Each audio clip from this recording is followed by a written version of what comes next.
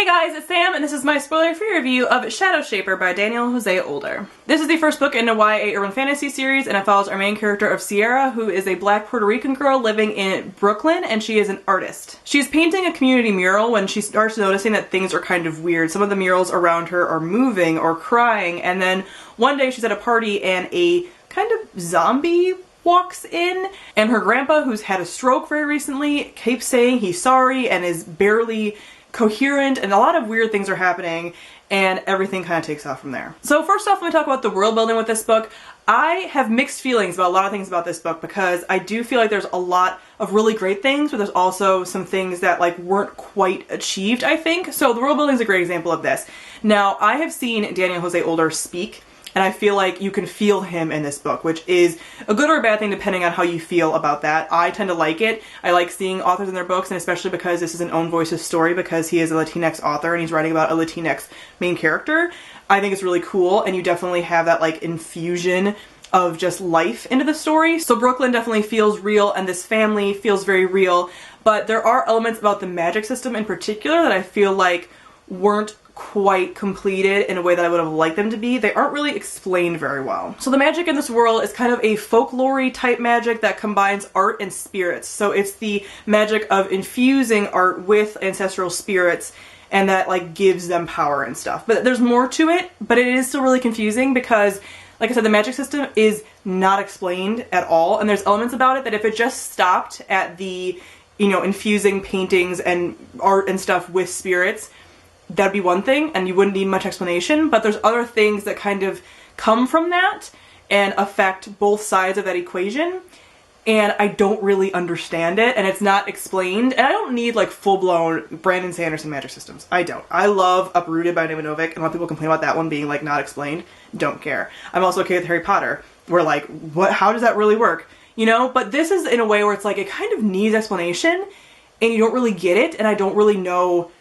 I don't know how it works, and I want to, and I think there's potential there to know that, and like how it, like the ripple effect happens and affects a lot of other things, and it's not there. Next, I'm gonna talk about the characters. I really liked our main character of Sierra, and I thought that she was written really well, especially being written by a male author. A lot of times I have problems with characters, female characters, and potentially young female characters that are written by male authors because I tend to be able to tell like really well that that's a dude writing a girl, like almost always. And you didn't really have that with this, and I think Daniel did a really good job of pointing out teenage girl problems while not making them over the top and dramatic. He definitely did a good job of like making them very real. Like there's scenes talking about like her hair, and there's scenes talking about like how she feels a little self-conscious about like the fat on her stomach and stuff like that, which I feel like was done really well. And we also have these like conversations with friends that are done really well. Also, there's like a few elements of texting and stuff in here, and text speak, and I want to commend him for doing a really good job with that text speak, because a lot of times you have adults writing text speak and it's just very like, that's not how teenagers talk in texting anymore, and he did a good job of being like, this is realistic, which didn't pull me out of the story, because usually I see texting and I'm like, okay, I'm out of the story because we're talking like we're, you know, 2001 or something, I don't know, and he didn't do that, so that's really cool. I will say with the characters thing though, that again, we had that kind of not quite reaching its potential, because number one, we have a lot of characters. So Sierra is part of a large Puerto Rican family, and she's also part of a very large friend group and family friends and everything, and there's so many characters that they honestly a lot of times get lost, and they don't really feel fleshed out. Like, you feel very much at a distance from them. Like, even Sierra at times I felt like was at a distance from me. Like, I couldn't really connect to her, and there's so many people, like, especially at the beginning, I had a hard time being like, okay, who's that? And how are they connected to anybody? Because we didn't really get a lot of explanation about them. We didn't really get a lot of, you know, description about them. It was hard to kind of distinguish one from the other because there's a lot of kind of similar characters because of this group that they're in, and it was kind of hard to just get attached to any of them. Like, all the side characters felt a little flat because you just didn't have enough time with anybody, and this is a pretty short book, and I think that this book could have been longer, and a lot of these issues that were like, it didn't quite meet its potential could have been lived up to if he had the time to really work with that. I will say one great thing about the characters though is that there's a ton of diversity. Obviously, like I said, this takes place in a very Latinx area, and there is also a love interest who is Haitian, which is really cool, and their cultures are all very much brought into it. Like I said, the magic system has this very like folklore type element to it, and they're talking about dancing and they talk about hair, and there's a lot of issues being brought up with this too. We have the book not just talking about magic, but talking about cultural appropriation and gentrification and racism and sexism and everything, and it's really cool how that's woven in, and it's not woven in a way where I feel like it's preaching to you in any way. Like, it's very much a part of these characters' lives,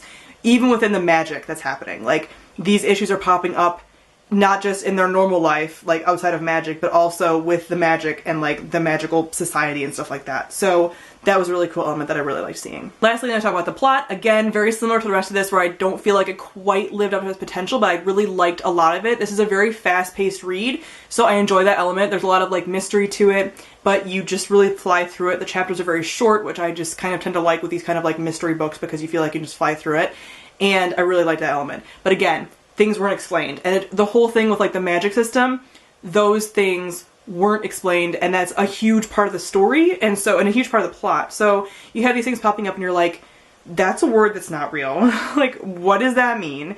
How did that happen? How is this possible? And you even have this villain who, I guess I should talk about a little more with the characters, but again, I don't really feel like he's a character. I feel like he's a plot device, because this villain wasn't fleshed out and explained. He's used as an example of something, and nothing more really. The villain just feels like a part of the plot and nothing more. So it did clip along at a good pace, and I ultimately liked how the story went. But again, things kind of happened either too easily or too quickly, or they weren't explained, so it didn't quite live up to its potential. So overall, like I said, I really liked the potential of this book. I liked this really unique magic system. I like this cultural look at things, and just a different look at urban fantasy. Like, it's not the very typical thing that we see in any kind of fantasy, really. It's a very different take. So if you're looking for like a new twist on fantasy in general, definitely pick this one up. But this one I just feel like fell short in a few areas for me. I gave Shadowshaper 3.5 out of 5 stars. So comment down below, let me know what you thought of Shadowshaper. Thank you all for watching, and I'll see all you guys soon. Bye!